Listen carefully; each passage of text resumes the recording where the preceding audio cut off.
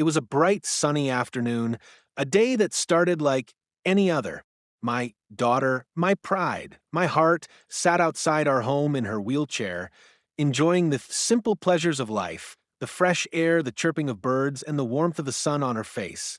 She had always been a cheerful soul, despite the struggles she faced with her disability. For those who didn't know her, her wheelchair might have seemed like a barrier, a limitation, but for us, it was simply a part of her, a tool that allowed her to experience life on her own terms.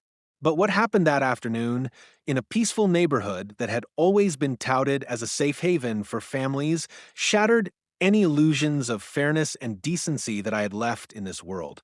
In a place where community and kindness were meant to thrive, where everyone was supposed to look out for one another, my disabled daughter became the target of cruelty and misunderstanding.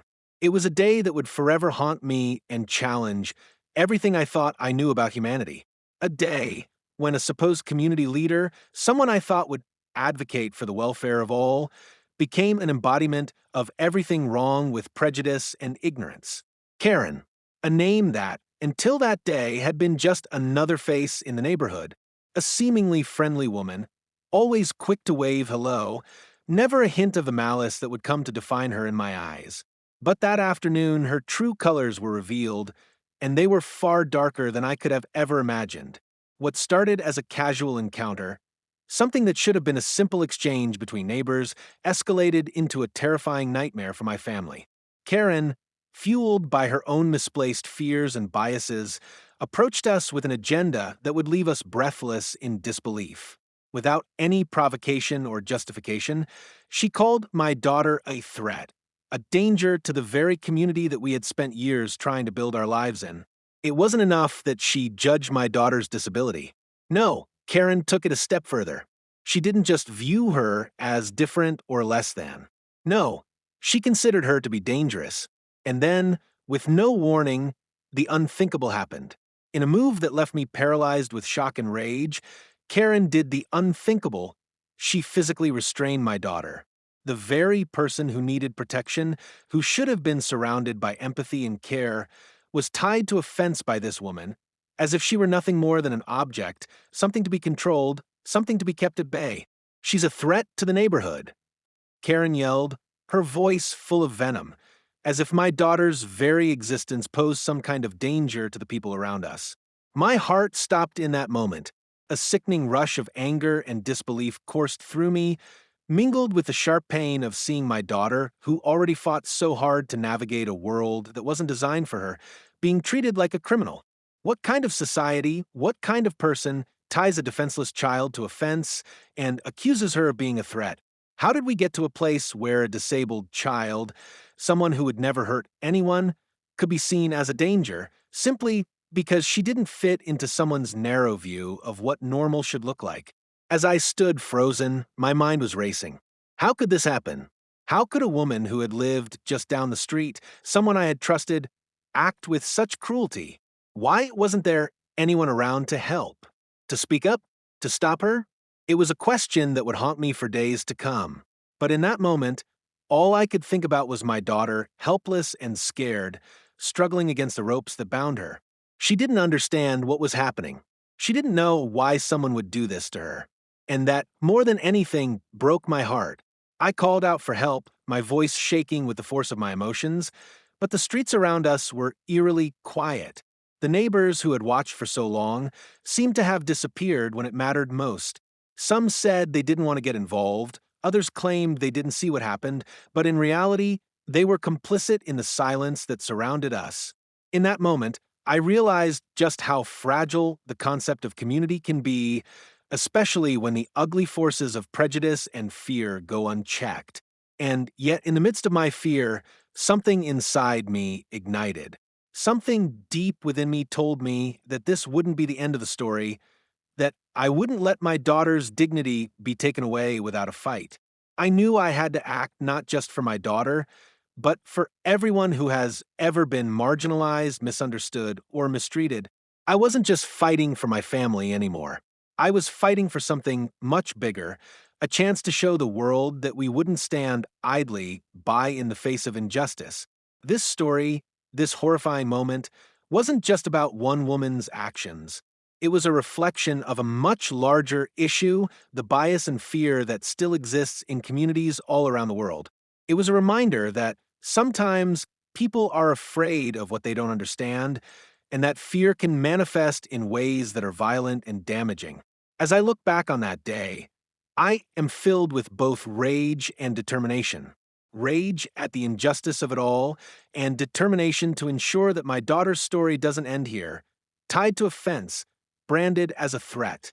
This is a story that needs to be heard. Because if we don't speak up, if we don't make our voices heard, then who will?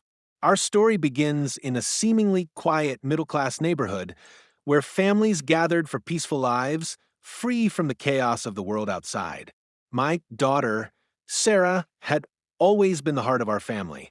Born with a disability that confined her to a wheelchair, Sarah never let her limitations define her. Despite the daily struggles she faced, she was full of joy and hope, brightening everyone's day with her infectious smile. However, our world turned upside down one fateful afternoon when we became entangled in an unexpected confrontation with our neighbors, specifically Karen, a woman who had lived in our community for years. Karen had always been a vocal member of the Homeowners Association, HOA. On the surface, she seemed like just another concerned neighbor, always quick to share her opinions on how the community should be run.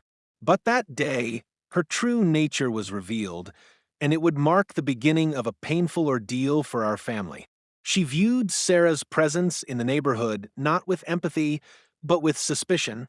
Sarah, in her wheelchair, became the target of Karen's misguided fear and judgment.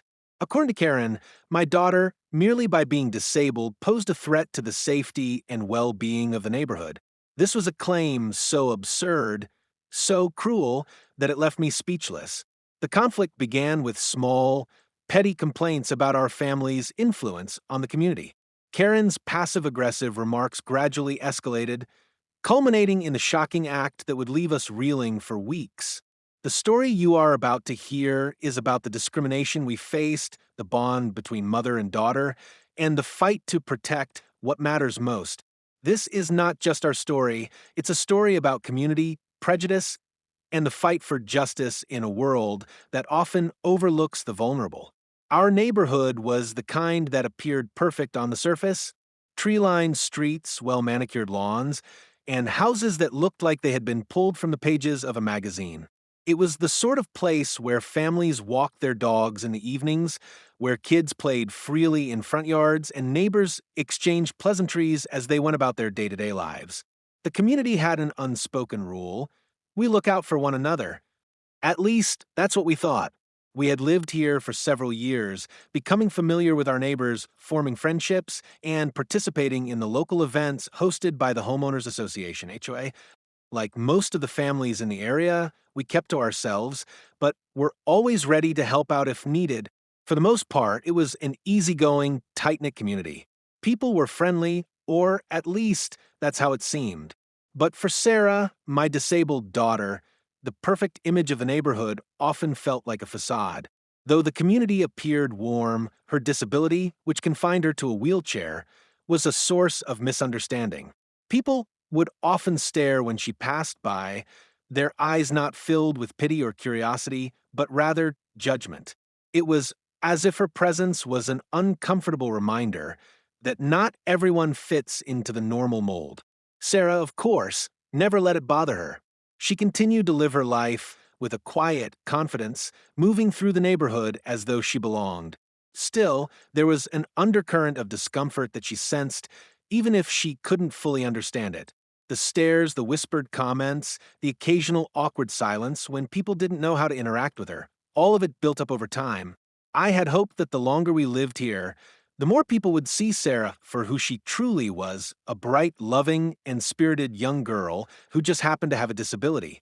But instead, as I would later learn, Sarah's presence in the community had become a point of contention. It was within this seemingly peaceful, suburban setting that the storm was brewing. Our neighbors, at first kind and cordial, began to shift their views, and Karen, the HOA's most vocal member, played a pivotal role in this shift.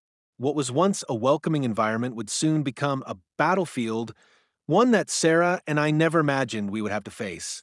The incident that unfolded in this neighborhood was not just an isolated event, but part of a deeper, much more troubling issue: the prejudice and fear that can lurk beneath the surface of even the most well kept communities. The tension in our neighborhood started to build slowly, almost imperceptibly. At first, Karen's complaints seemed trivial, small things that we might have overlooked if we hadn't known how much they reflected her underlying disdain. It began with the HOA's annual meetings, where she would make vague comments about maintaining the integrity of the community. Her voice, always loud and assertive, would echo across the room as she advocated for more rules to preserve the neighborhood standards. I thought little of it at the time, dismissing her as just another neighbor obsessed with appearances. But it wasn't long before her attention shifted squarely onto us. It started with little comments in passing, nothing that could be directly confronted. She would say things like, "The lawn needs to be kept pristine, it's not a hospital ward." Or, "It's a shame that the kids can't play freely anymore. The roads are getting cluttered." Each remark seemed innocuous, but there was always an edge to her tone, a sense that she was quietly judging us.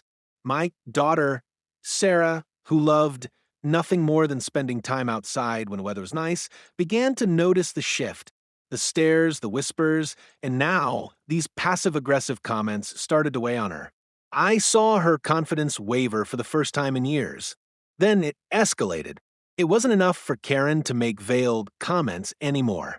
One afternoon, during one of our neighborhood walks, she approached me with a complaint about Sarah's presence in the yard. "You really ought to control her better," she said bluntly, her words cutting through the air like daggers.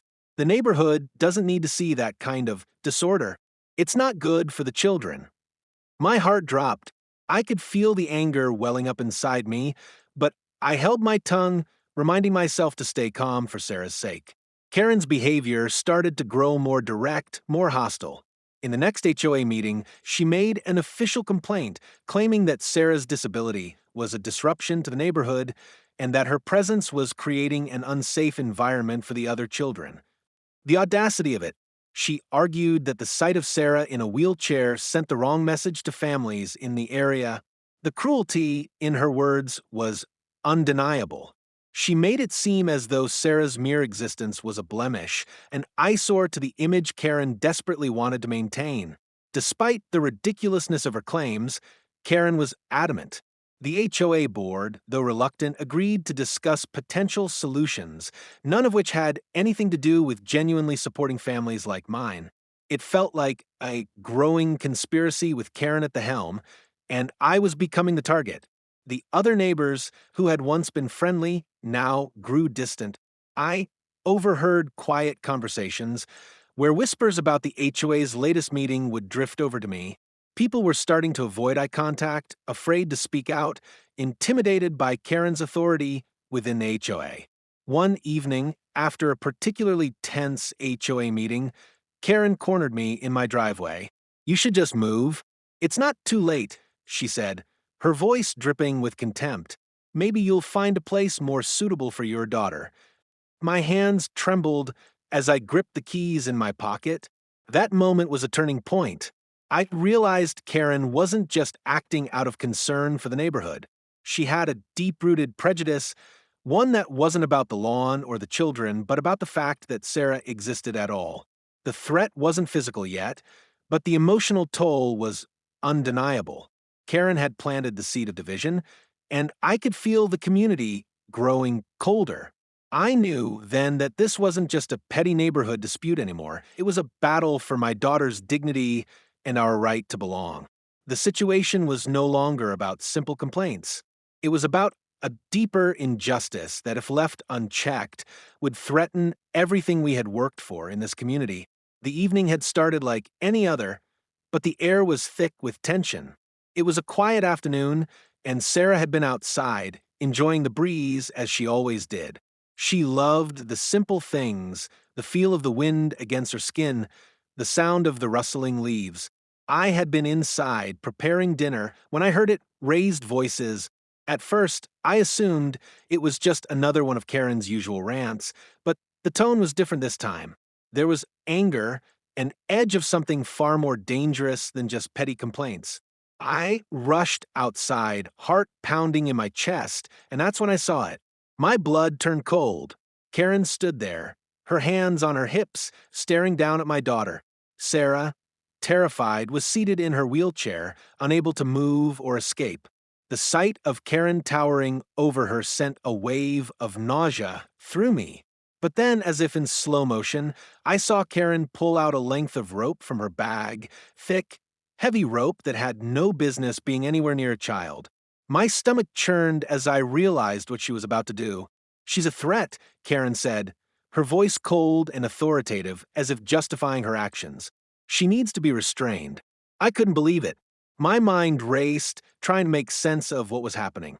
But before I could react, Karen was already tying the rope around Sarah's wheelchair, binding her to the wooden fence in front of our house. The ropes were tight, cutting into Sarah's fragile skin. She struggled, trying to free herself, but the more she moved, the more entangled she became. "She's dangerous, and the neighborhood deserves protection," Karen continued, her words dripping with malice. "She can't just roam around like this. She's a liability." Tears welled up in my eyes as I watched Sarah's face, a mixture of confusion and fear. She didn't understand why this was happening, why Karen, of all people, was doing this to her. She was just a child, my precious, beautiful daughter, who had never harmed a soul. "Please stop," I shouted, my voice shaking with fury and helplessness. But Karen didn't even flinch. She took a step back, surveying her work as if she'd accomplished something just and right. The world around me seemed to spin. In that moment, I realized that I was not just fighting for my daughter's physical safety. I was fighting for her dignity, for her humanity, and for the right to exist in a community that didn't see her as a threat. I rushed to Sarah, my heart in my throat, and frantically tried to untie the ropes. My hands trembled as I worked, my tears falling onto her clothes. She looked up at me, her big brown eyes filled with a mix of fear and trust, and in that moment, I promised myself that I would never let her face this kind of cruelty again. No one, especially not Karen, had the right to treat her like this. The rope was finally loose, and I pulled Sarah away from the fence, wrapping my arms around her tightly. She buried her head into my chest, trembling, and all I could do was hold her, trying to shield her from the hate and ignorance that had just tried to break her spirit. Karen stood a few feet away, watching us with a mixture of defiance and satisfaction, as if she had done something noble.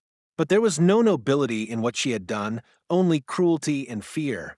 And in that moment, I knew the fight was far from over. The real battle had just begun. As I stood there, holding my daughter in my arms, the weight of the situation crashed down on me. The ropes still lay on the ground, a reminder of the humiliation and cruelty that Karen had just inflicted. Sarah, trembling in my embrace, clung to me tightly as if I were the only safe thing in the world. Her small hands grasped the fabric of my shirt, and I could feel her heart racing against my chest. My mind raced too, but it wasn't with fear. It was with an overwhelming desire for justice, for accountability. I couldn't let this slide. I couldn't let Karen get away with what she had done. In that moment, I realized that this wasn't just an isolated act of cruelty. This was part of a bigger problem, a deep-rooted prejudice against people like Sarah, against anyone who didn't fit into the perfect mold Karen so desperately tried to preserve in this neighborhood.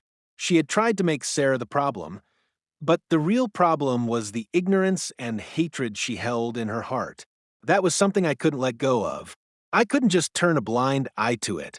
As Sarah continued to sob softly in my arms, I knew I had to do something. I had to make sure that Karen's actions didn't just go unnoticed. The first step was to take Sarah inside, away from the public humiliation, away from the cruel judgment that had tainted our once peaceful home. I promised Sarah that everything would be okay, that no one would ever hurt her like that again. But deep inside, I knew I had to follow through on that promise. I couldn't let Karen's cruelty define our future. Once we were inside, I took a deep breath and grabbed my phone. My hands were shaking, not from fear, but from the anger that was boiling up inside me. I had to take action. I called the police. As much as I hated that I had to involve law enforcement in something that should have never happened, I knew I had no other choice. What Karen had done wasn't just a violation of Sarah's rights, it was a criminal act. Restraining someone, especially a disabled child, was a form of abuse, and I wasn't going to let her get away with it. The police arrived within minutes, and I took them outside to show them where the incident had occurred. I could feel the tension in the air as they listened to my account of what happened. I recounted the entire ordeal, the ropes, the way Karen had tied Sarah to the fence, the accusations that she was a threat. The officers took notes and asked Sarah if she was okay. I could see the concern in their eyes, but there was also a sense of disbelief. They had never seen anything like this in such a quiet, seemingly idyllic neighborhood. After speaking with Karen, the police informed me that they would be issuing a formal warning and there would be an investigation into the matter. Karen had crossed a line, and now there would be consequences. As much as it felt like a small victory, it wasn't enough. I couldn't just let this moment be swept under the rug. I had to ensure that this didn't happen to anyone else, that no other family would have to experience the same pain we had. I reached out to a lawyer, someone who specialized in civil rights and discrimination cases. I knew that what Karen had done wasn't just about one woman's cruelty, it was part of a larger issue of ableism and prejudice that needed to be addressed. My lawyer advised me to pursue a civil suit against Karen for emotional distress, harassment, and a violation of Sarah's rights. It was a difficult decision, but I couldn't let Karen's actions go unchallenged. I couldn't let her think that what she did was acceptable. The suit would not only be for us, but for everyone who had been marginalized by people like Karen. The process was long and emotionally draining, but throughout it all, Sarah showed an incredible amount of strength. She never once complained about the legal proceedings or the attention it brought. In fact, she wanted to speak out.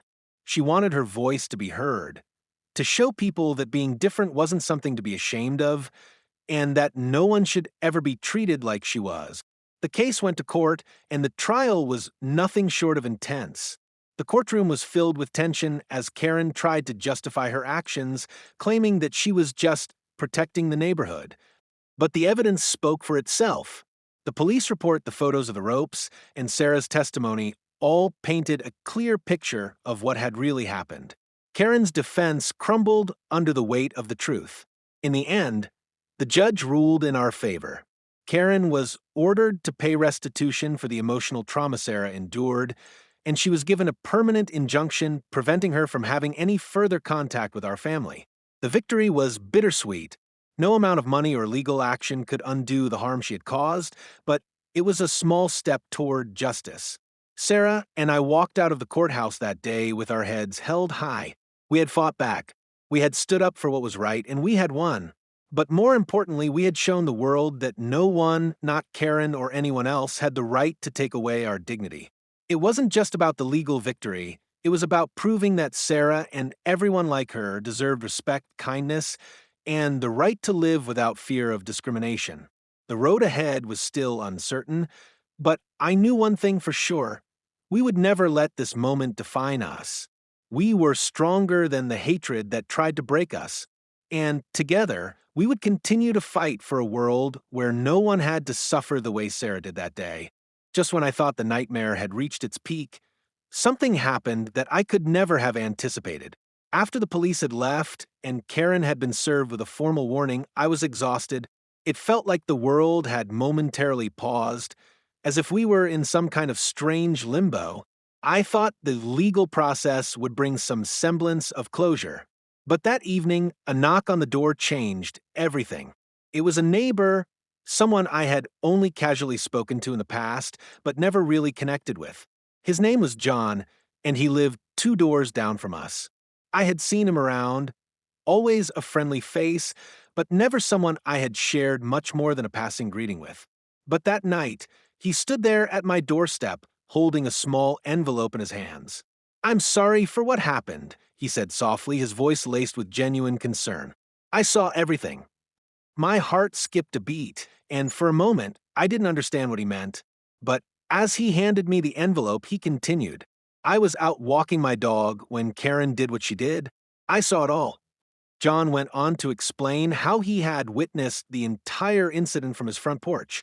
Unlike most of our other neighbors who had either stayed inside or simply ignored the chaos, John hadn't been silent. He had actually seen Karen tie Sarah to the fence, and he had heard the entire exchange. But what shocked me most was what John did next. He pulled out his phone and showed me video footage, clear, undeniable proof of Karen's cruelty. Not only had he captured the moment Karen tied Sarah to the fence, but he had also recorded her yelling about how Sarah was a threat and how she needed to be restrained. The footage was so clear that there was no room for misinterpretation. I knew I had to do something, John said, his voice filled with regret. I didn't know how to intervene in the moment, but I knew I had to make sure you had evidence of what happened. The video was a game changer. It turned the tide of our case. No longer did we have to rely on mere testimony and accusations. John's unexpected act of courage and kindness had provided us with the solid proof we needed to ensure that Karen would be held accountable. In a neighborhood where no one else had stepped forward, it was John, a quiet, seemingly ordinary neighbor, who had provided the breakthrough that would change everything. His actions reminded me that sometimes, even in the face of the most overwhelming adversity, there are still people willing to stand up and do the right thing. The days that followed the incident were a blur of emotions, confusion, and unexpected reactions. The immediate aftermath of Karen's actions left me feeling a mixture of anger, disbelief, and a fierce protectiveness for my daughter. It wasn't just the physical restraint or the trauma Sarah had endured, it was the fact that someone, a neighbor, someone who was supposed to represent community values, had stripped away her dignity in such a cruel, public manner. Sarah, who had always been so resilient, became withdrawn. The once joyful and energetic girl, who would happily spend hours outside in the sun, now struggled to leave the house. She had always been proud of her ability to do things independently, but after that day, it felt as though her confidence had been shattered. I saw the change in her eyes. The playful sparkle that had once lit up her face was gone, replaced with fear and uncertainty. She was afraid of being outside, afraid of what people might think or say. It was as if the world she had once trusted to be kind had turned cold and judgmental. As a mother, it was gut-wrenching. I couldn't bear seeing her so vulnerable, so unsure of herself. I did my best to reassure her that everything would be okay, but I knew this was something I couldn't fix with words alone. The emotional toll on her was profound, and it was clear that healing would take time. Meanwhile, the community's reaction was far from what I had hoped. Most people, while sympathetic, chose to stay silent. They offered polite, empty condolences when we passed by, but no one truly spoke out or took a stand against what Karen had done. It was as if they were too afraid to get involved or too comfortable with the status quo to rock the boat. There were a few exceptions, of course. John, who had recorded the video, was a beacon of support. He kept reaching out, offering comfort and checking on Sarah. But the rest of the neighborhood remained largely passive. The legal fallout was both a relief and a challenge. Karen was legally reprimanded, but the process was far from easy. Even though we had clear evidence, it took weeks before anything substantial was done. The emotional weight of the whole situation hung over us. As we relived that traumatic day, every time we interacted with the law enforcement or the HOA, though the case was eventually resolved in our favor, it didn't erase the emotional scars. It felt like a hollow victory. Sarah had faced something no child should ever endure, and no matter how much justice we sought, it didn't change the fact that she had been wronged in the worst possible way. Still, we carried on, fighting for healing and hoping that one day our community would truly understand the importance of empathy and kindness. The legal and community consequences that followed Karen's actions were both a relief and a stark reminder of how deep the issues of discrimination and prejudice can run. The first step was taking immediate legal action. After Sarah's traumatic experience, I filed a formal police report and Karen was issued a warning by local authorities. Her actions, though shocking, had crossed a legal line. Tying someone up, especially a disabled child, was not just a moral failure, but a criminal one. Karen was informed that her behavior constituted harassment and emotional distress, and further actions could result in serious legal consequences. But the legal process didn't end there. With the video footage provided by John, we had irrefutable proof of Karen's cruelty. It allowed us to move forward with a civil lawsuit for emotional damages. Karen attempted to justify her actions during the proceedings, but the court saw through her excuses. In the end, the judge ruled in our favor, requiring Karen to pay restitution for the emotional harm caused to Sarah. The court also issued an injunction barring her from any further contact with our family, ensuring that she could no longer threaten or intimidate us. On a community level, the response was lukewarm at best. While a few neighbors like John stepped forward to support us, many others remained silent. There was a clear divide, those who silently agreed with Karen's actions and those who were too intimidated to speak out. The HOA, after the public outcry, finally took action, but it felt too little too late. They attempted to distance themselves from Karen's actions, but the damage had been done. Ultimately, the legal victory didn't undo the emotional toll, but it did send a powerful message that hate and discrimination would not be tolerated. The painful events we endured with Karen taught me invaluable lessons about community, empathy, and standing up for what is right. It showed me just how fragile the ideals of fairness and equality can be when they are challenged by ignorance and prejudice. At the heart of it, I learned that the fight for justice is not just about winning in a courtroom or seeking legal retribution. It's about changing the way people think, feel, and behave toward each other, especially toward those who are vulnerable. One of the most important lessons I learned from this experience was the deep importance of empathy. For too long, Sarah's disability had been viewed by some as a reason for discomfort, a difference that others couldn't fully understand. But what Karen's actions demonstrated was that without empathy, we risk losing the humanity of our neighbors. The truth is, it's easy to fear what we don't understand. It's easy to judge someone based on their appearance or the way they live their life. But when we take the time to see the world through someone else's eyes, when we open our hearts to their struggles, we realize that we are all the same. We all want to feel accepted, respected, and loved. The incident also made me reflect on the state of disability rights in our society.